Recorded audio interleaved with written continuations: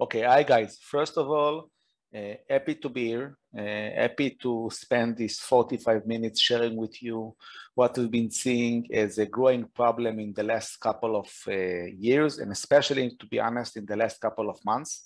So in this talk, I want to talk about how an open source supply chain attacks looks like, and some best practices and some open source tools we can use to protect ourselves. So my name is Tzachi Zach. I'm the head of software supply chain at Checkmarx. I've been dealing with cyber for more than 15 years, working as a threat analyst and a reverser at McAfee, Symantec, Palo Alto, and now at Checkmarx. And basically, what we are talking about is, should we blindly trust open source code? So open source is great. We really like open source. You cannot actually write any modern application without open source, but should we blindly trust everyone that is offering some piece of open source code, or should we do some validation? What should we check and why? So this is basically what I want to share with you today, guys. So first of all, when I'm talking about software supply chain, one of the issues for me is trying to define what I'm doing and why not, because it seems like a lot of people are saying software supply chain. So I want to take a minute to define exactly what I'm going to focus about, and maybe more important, what will not be covered in this talk. So there is a new standard that was started in the Linux Foundation, was adopted by Google and many other parties in the organization, called SALSA, Supply Chain Levels for Software Artifacts. Basically, what this standard tries to do is try to look at the entire development lifecycle and try to see at which point can an attacker compromise our code. It could be on the developer level, it could be on the source level, where your GitHub account, for example. It could be on your build server, like Jenkins. It can be where the package is stored. And of course, it could be some kind of an open source dependency that your code is using. And as we said, it's hardly impossible to find any modern development without a dependency. When looking at all this, you understand that software supply chain isn't just one issue, one problem, one click, and it goes away. When we looked at that at Checkmarx, we understand that although there are many things to fix, the steps that I'm highlighting right now, a CISO or as a developer has some kind of control of it. I mean, you can decide if you want to enable two-factor authentication on your source. You can decide, is your build server behind a firewall, or where are your packages stored? So I'm not saying everything is great, because it's not, but at least we have some control. The one point that we think is the weakest link, and I will focus about in this talk, are dependencies. Because when you take somebody's open source code, a dependency, you have no control. You cannot tell this guy, I want you to use two-factor authentication when you commit your code. You cannot ask him to scan his code with some kind of a SAS or DAS tool. So for us, this is the weakest link. This will be what I will be focusing on today. But just to realize there are other attack vectors, and maybe we'll cover them in later talks, because we have multiple solutions, but this talk will be around open source dependencies. So everybody is using open source, of course. Anybody can contribute code to an open source project. So what we ask ourselves is basically, if anybody can contribute code to an open source project, do attackers contribute code as well? Does it happen? Is it a real threat? And I have to say, regrettably, that the answer is yes. We are seeing a lot of malicious packages being donated by attackers in order to trick and fool organizations and developers, so they can abuse the trust that right now we are blindly putting on open source. As we say many times, don't take code from strangers. Do your validation.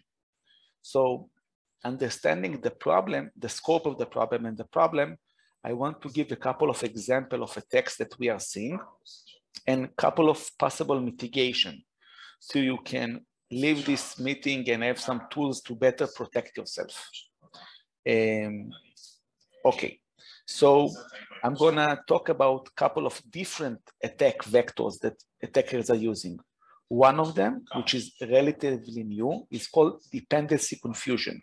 It was discovered around a year ago by a white hacker called Alex Bierson, who used this technique to hack inside Microsoft, Apple, Uber, and a dozen of other highly protected companies. And this is an attack vector we are keep seeing again and again and again.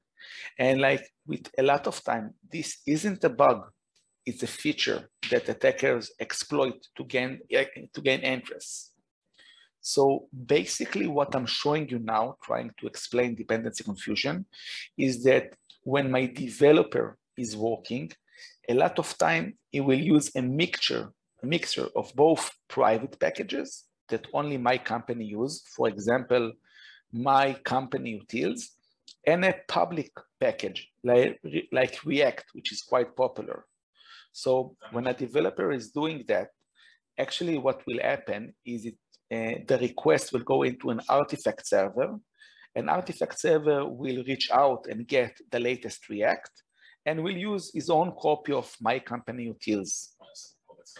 But what Alex has shown us, and since then a lot of attackers, is that if an attacker is able to guess the name of an internal package name, for example, the attacker is able to guess the name that there is a package called my company utils and register it on NPM as a public package and give it a very high version number, there could be a strange behavior.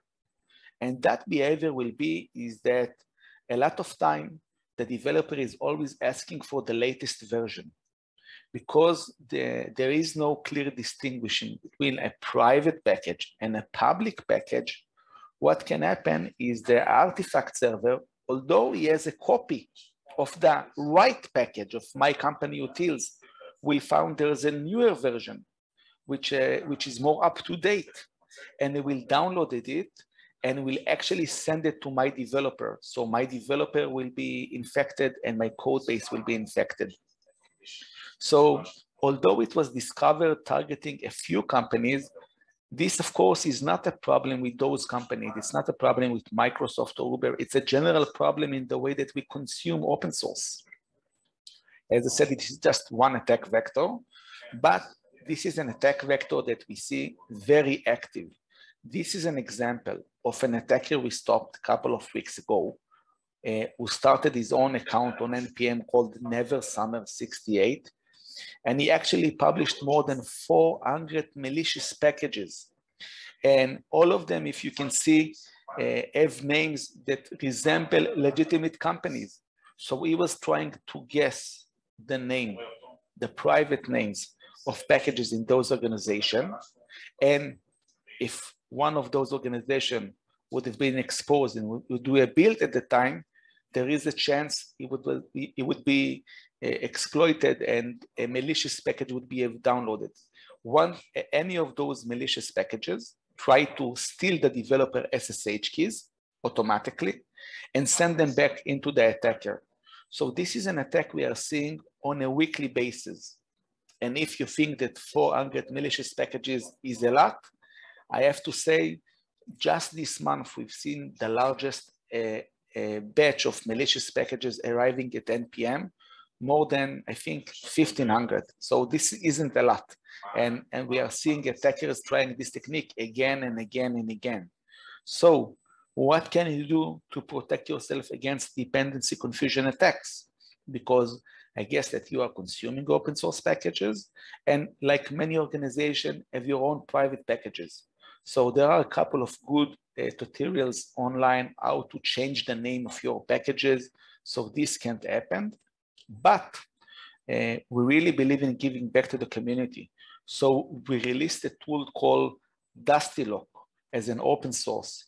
it tries to analyze the names of the private packages you are using and alert if there is a possibility of a dependency confusion attack. So go check it out under Checkmarks GitHub. And if you find it useful, we'd be happy to get some feedback. And we hope to, as always, every time we found a new attack, we release an open source tool to try to help the community. So Dustylock is against dependency confusion, trying to prevent an attacker from guessing the name of my private packages and registering them online. Great. The second attack I wanted to share with you guys, and there are, again, it's not just dependency confusion, there are a lot of different attacks, is chain jacking, which is quite interesting. It's also known as repo jacking. And it's very, very interesting to see how, again, a misconfiguration could lead to an attacker's hijacking and poisoning packages. So let me explain. Usually, what we have a version control systems like GitHub, GitLab, Bitbucket, where our code is actually stored. And then we have package managers where this is where the package is stored. So you can think of a package manager as an application store. There is the code, and then somebody builds it, and then you can download it from package managers. And typically, you have package manager for a language. Like if you want to take JavaScript, you go to NPM. If you want to take Python, PyPy, Nugget for .NET, and so on.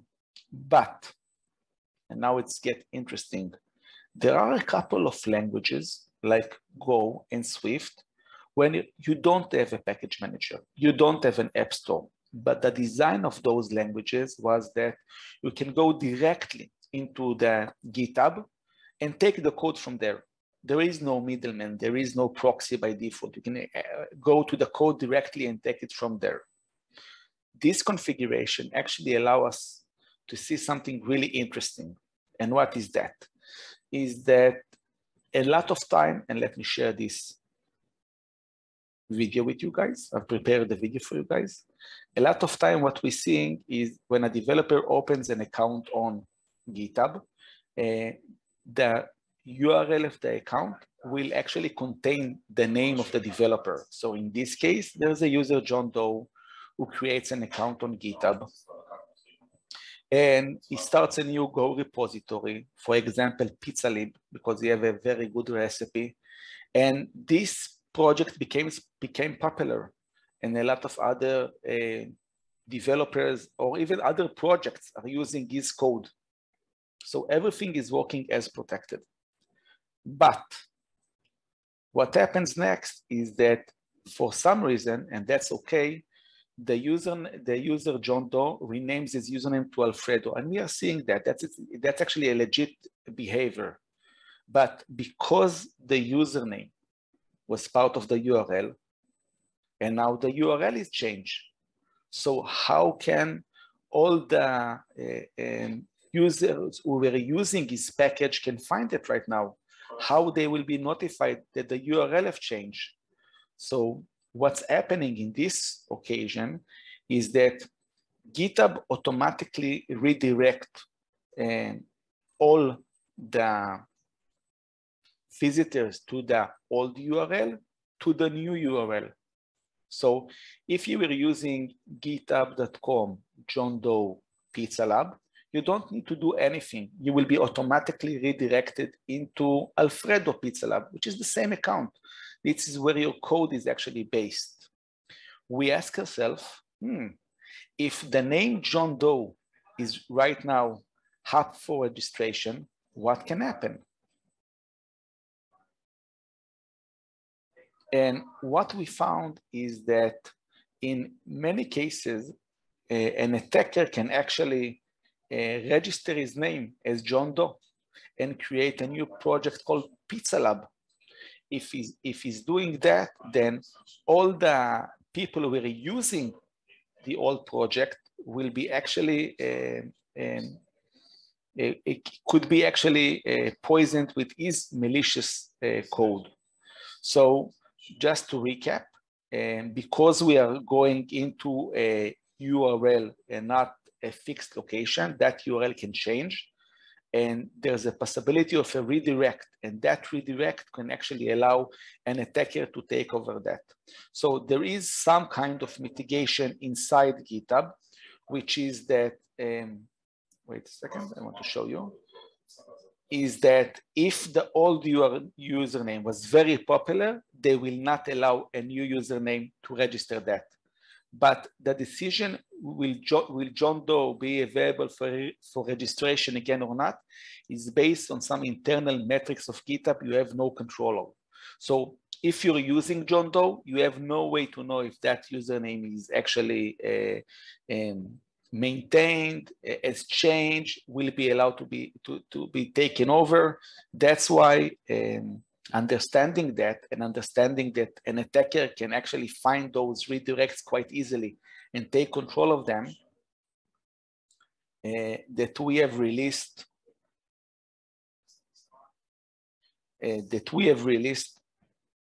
an open source tool to try and see if you are using one of those old usernames, if we are seeing and redirect, and we can change it.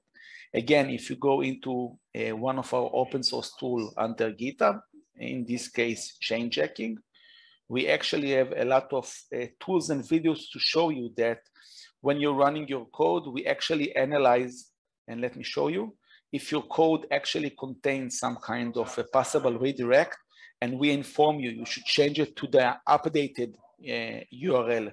So the old URL, even if it's hijacked, you won't be affected. So you can see right now that I'm actually scanning a piece of code, and this code is okay. And now I'm gonna scan again the Go packages that I'm using, and I'm getting, this is actually vulnerable for chain checking, and you should change the username to the new username. So you won't actually stop in the old username, and you will not be susceptible for a chain checking. So this is again a very problematic configuration. This isn't a bug, but this is a problematic configuration you should try to avoid. So I gave you two examples. And I guess that some of you are saying, guys, but I'm using just well-known, well-maintained packages. What can go wrong? And so we are seeing that even well-known, well-maintained packages can be hijacked to serve malware. And I want to give you a practical example, and then some open source tools to help you detect this kind of a takeover. So our story begins with a package called UA Parser. UA Parser is a well-maintained package. It's been around for 10 years. The developer has done a very good job of maintaining it. And we can see it has like 8 million weekly downloads. So a lot of organizations, and they should use these open source packages. I guess that some of you have this open source package inside the software stack that you're using. But suddenly, a new version of UA Parser was published, and that package actually contained a malicious part, which is the part I'm showing you in red. So one piece of malicious is a password stealer, tries to go and steal all the passwords that are stored in your developer workstation. And the other one is actually a crypto miner. So when this well-known, well-respected package went bad, a lot of organizations were affected. And it creates so much echo that CISA released an advisory saying, guys, if you were using this package, you're infected. You have malware on your computer and you are infecting others. Please remove it as soon as possible. So this is an example of a good package gone bad. But is it an isolated incident? Will it never happen again? And sadly, the answer is no, because 2 weeks later, 2 other packages, COA and RC, very well maintained, a high number of weekly downloads, were also compromised. And they were compromised that suddenly they had a malicious version, And that malicious version actually download the same crypto miner and the same password stealer. So what are the chances that by mistake, all of those free packages were infected in a couple of weeks? Again, different offers. It's not the same contributor. So what's happening here? How can I protect myself? So the answer is, this isn't an incident. When we track this, we actually track this to an attacker we call UNC 3378. And we know that it's the same attacker going after different packages. We could even actually see him do a dry run of before the forced attack, uploading free packages, Oksha, Claw, and Clone, with the same name of UA parser, just popping a calc to see if everything is working. And then he did his first attack. A couple of weeks later, he did the second attack. So we actually saw after the attacks that information regarding the original contributors of UA parser and Koa and RC was actually being sold in an underground form on Russia. So there is a good chance he bought the credentials there, and then he's conducting those attacks again and again and again and again. So luckily for us, the second attack didn't succeed for him. He had a bug, and attackers have bugs also. So we were the first to detect and wrote about it, about the second time that he tried to do that, and we alerted the community. So he didn't do his A/B testing before that, so he had a bug, and attackers write bugs as well. But jokes aside, so this isn't one incident. What can we learn from that? And in cyber, a lot of time, when we track some kind of an attacker, we want to learn his tools, techniques, procedures, what we call TTPs, to see how to stop them going forward. So what you're seeing here is the original contributor, which is doing an outstanding job supporting the open source community, telling that it wasn't him. His NPM account was hijacked, and then somebody published those compromised packages. It was never him. Is that possible? Totally. He wasn't using two-factor authentication. He did a mistake. So what can we do? So I want to explain to you an open source tool that we developed to try to give you an early warning about these attacks. So before I'll describe the tool, I want to describe what's the normal operation. So basically, an open source contributor is writing his code in GitHub. And in the case of NPM, when he's ready, he have a credentials for NPM. It could be a different SSH key. It could be a different username and passwords. And when he's ready and the code is ready, he push it into NPM. And then we as user consume that. That's the normal operation. And we can actually see that on GitHub, good developers will mark their code in tags before they are pushing it into the build, into the final product. If you remember, and you can see even in UA parser, that's the same way it was working for years. They're always, my code is ready, push it. My code is ready, push it. So we see some kind of a baseline. A normal contributor will write his code on GitHub, and when he's ready, we'll publish the code into NPM as a package. So that's the normal way that things work. But what happened in this attack, now that we understand what's the normal thing, is somebody hijacked the SSH key or the username and password for NPM and suddenly published 3 new packages. There were never work done on GitHub. The code was never written and maintained and prepared. It just appeared, the package just appeared suddenly on NPM. And not only that it appeared, because those are such popular packages with millions of downloads, a lot of an organization were affected before somebody knows that something bad is happening. Between core, RC, and UA parser, there was a lot of different developers. So tens of thousands were affected until somebody realized what's happening, tried to revert the package, inform everybody. So we decided we want to shorten the gap between this kind of an attack until we are saying to the community, guys, something isn't normal with this activity, please be advised. So we've released Chain Alert. Chain Alert is an early warning system offered for free for the open source community. Basically what we are trying to do, we are trying to look at specific signs that tell us that something bad is happening, and you shouldn't automatically update.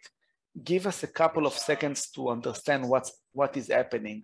I can think of it like when I'm traveling and sometimes I buy something on my Visa, sometimes I'll get a call from my credit company saying, is that you? That's not a normal activity. We want you to confirm that.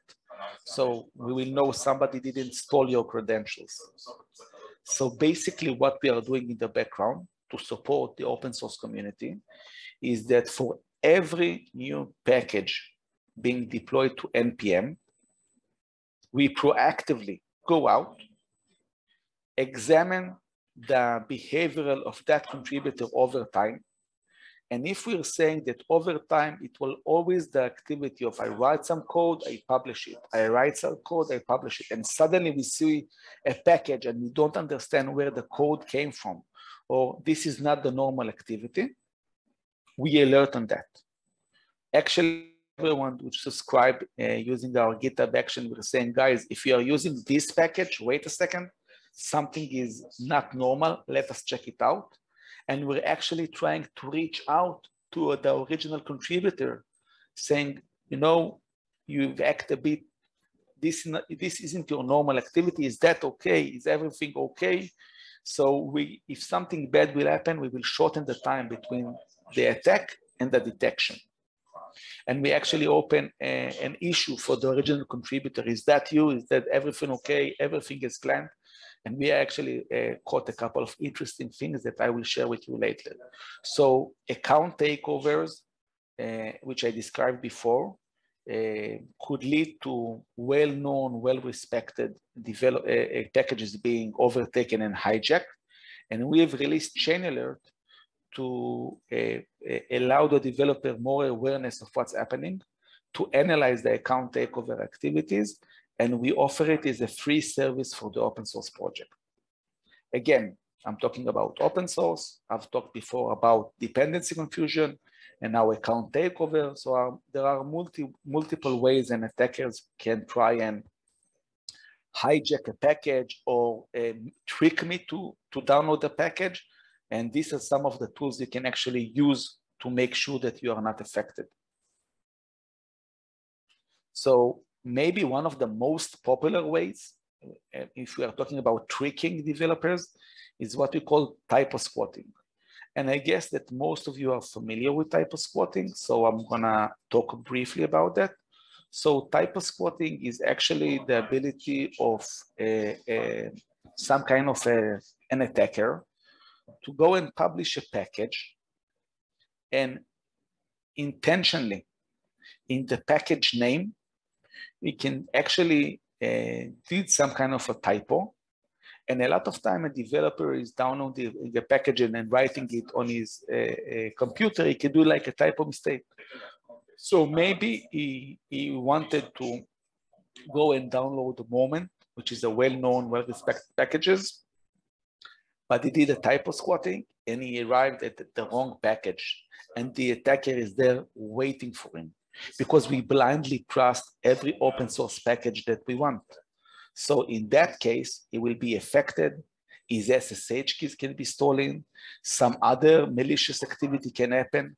And it can actually cascade, not just from the developer being affected, but that can actually be pushed into the code base of the company or the product that you're developing. So again, supply chain attacks, when you start at one point and actually cascade down, is a really big problem. So are attackers trying to use typo squatting or a dependency confusion to trick us? They sure do. Just this month, we found an attack group we named Red Lily, trying to automate the process of publishing those packages. So we actually wrote a big blog post on that, and we described how in a couple of weeks, they've actually spent and uploaded hundreds, more than hundreds, I think close to 1,500 malicious packages, and they are just doing it again and again and again. They've built a full automation infrastructure for creating a random account, creating the malicious packages, uploading into NPM, and waiting to see who will be tricked. So because there are so many attacks, what we've done, we've actually built what we call a tracker site. So if you want to know about those packages, and some of them are sadly still active online, I invite you to go to Red Lily, which is the name we gave the attacker because it's attack on NPM, again, under GitHub checkmarks Red Lily. And you can go into the tracker site that we have built. And you can see in the tracker site that there are hundreds of malicious packages. And you can see the packages that we already were able to remove. Some of them are still not removed, although it was actually published and reported 3 weeks ago. And clicking on those packages, and of course, you don't want to use any of those packages because Red Lily will try to steal your information, your SSH keys. But you can see that when it was published, the package name, sadly, it's still available on NPM, where the data it's taking being sent off, what's the published by username, what's the username. And in this case, it adds some obfuscation, so static analysis can detect it automatically, and it's trying to do anti-sandbox. And you can see one of the advances that he did is not only that he did automation of publishing the package, and there are other packages. If you look at the username, there are multiple different usernames. So we actually built a full automation to register an email, to register that email into NPM, to publish 1 or 2 packages at most as this user, to change constantly his C2s where he sent the information. So are there attackers out there trying to poison an open source by taking down a legitimate open source plus trying to trick you? I think, as you can see, the answer is yes. Guys, if you have any questions, feel free to write them in the chat. And I really hope you find all the tools that I've mentioned in this talk available for you. But let's continue.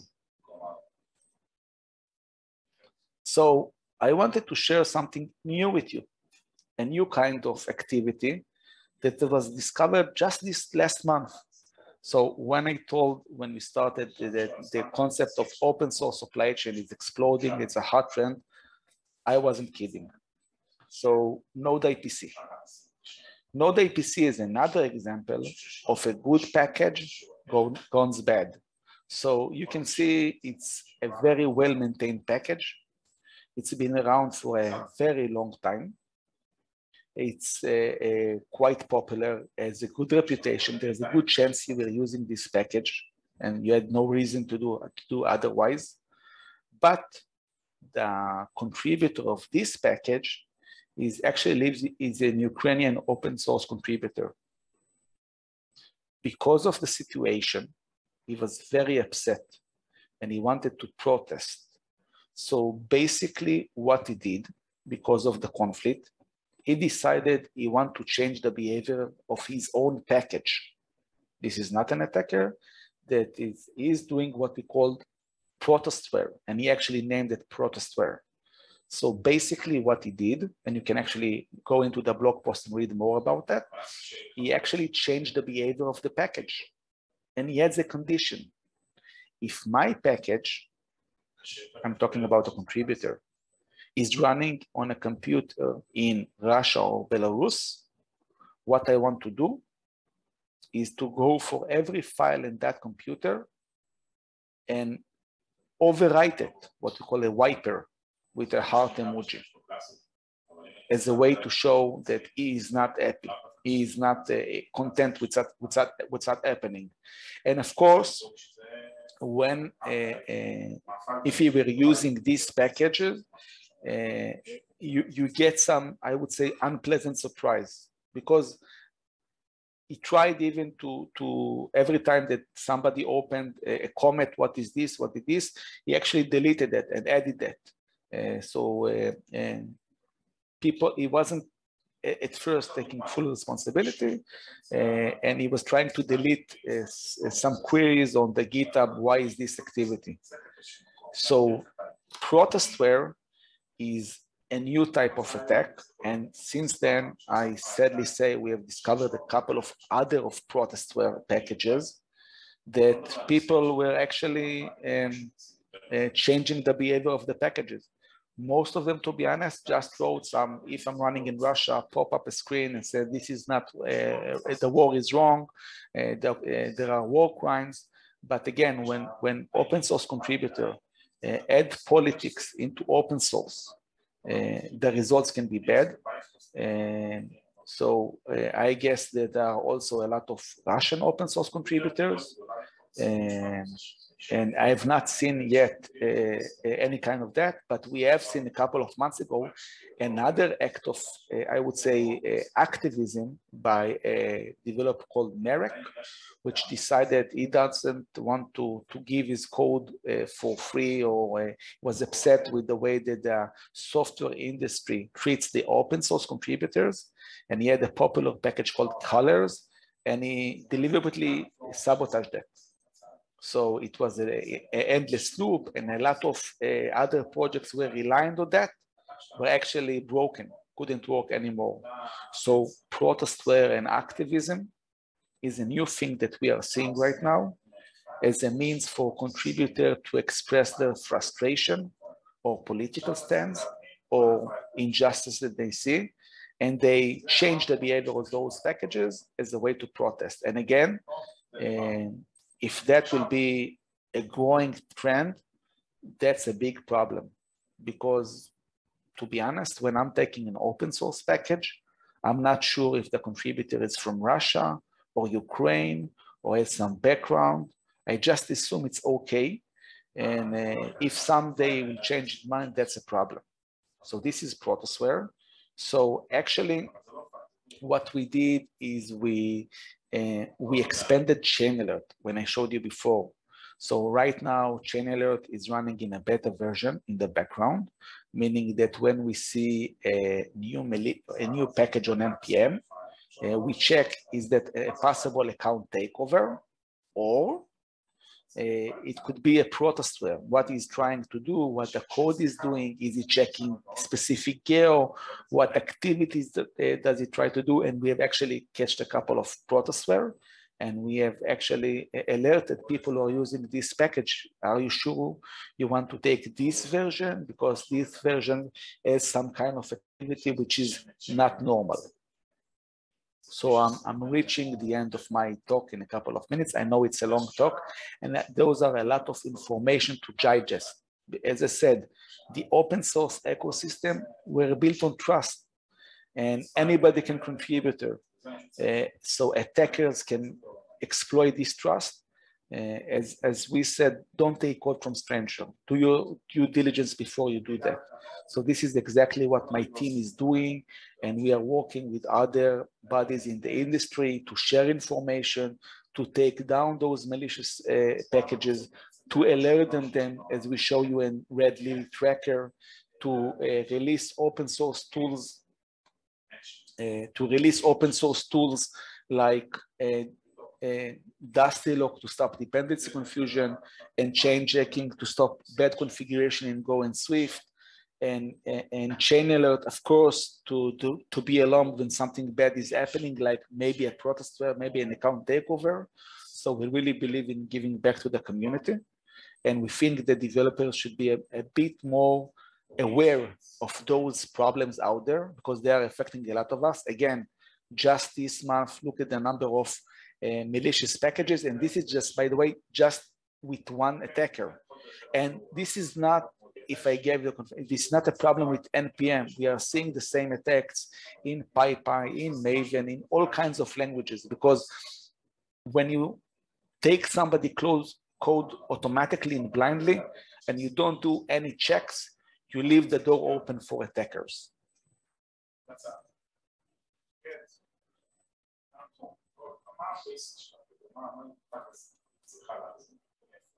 Sorry?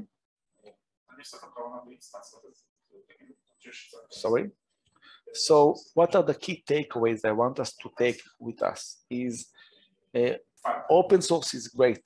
And we recommend you to use open source to secure open source, right? Don't assume that everything is trusted, everything is validated, somebody is looking. The concept of many eyes mean no bugs isn't necessarily true. We've seen many times that in a lot of open source packages that a lot of people are using for years, vulnerability was found years later, like the latest Spring Shell or Log4j, the same with malware, the same with backdoors inside code packages. We are actually been able to uncover malicious packages years after they were uploaded and used. So don't assume if you're using not the latest version, but one after, somebody will notice that. So there is a blog post I think we will publish next week about code packages that were malicious for four or 5 years until they were detected. And there was another one we described last week about a Python package with more than 70,000 downloads were malicious for a very long time. So what can you do if you don't want to automatically trust everything or automatically say, I will wait one version and everything will be okay? Remember, it doesn't guarantee that everything will be okay. And you actually add risk if that package is a legitimate package and the latest version has a fix to some kind of a high severity vulnerability. So what do we suggest? Use any of the tools that we release to the community. We will be releasing more tools in the coming weeks, so stay tuned, guys. Chain Alert, Dusty Lock, chain jacking. There is a great project being backed by the Linux Foundation and Google called Scorecards, who try to see is that is a known package, unknown, well-maintained, not well-maintained. Please go and check it out. It will, again, try to see if the package that you are starting it right now is in a good condition. Going forward, we have more tools to check if the configuration changed or the code changed. We will actually let you know. And basically, don't take calls from strangers, guys. Verify the reference, do the homework, and be safe, because the attackers are going after our code base, after our developers, after everything we are doing. So we need to be vigilant. So I hope you enjoy my lecture. And if you have any questions, I'd be happy to get them.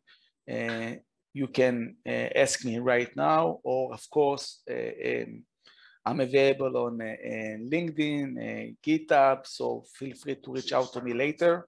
And this was like a small subset of all the attacks that we are seeing, but I think it's enough to deliver the message.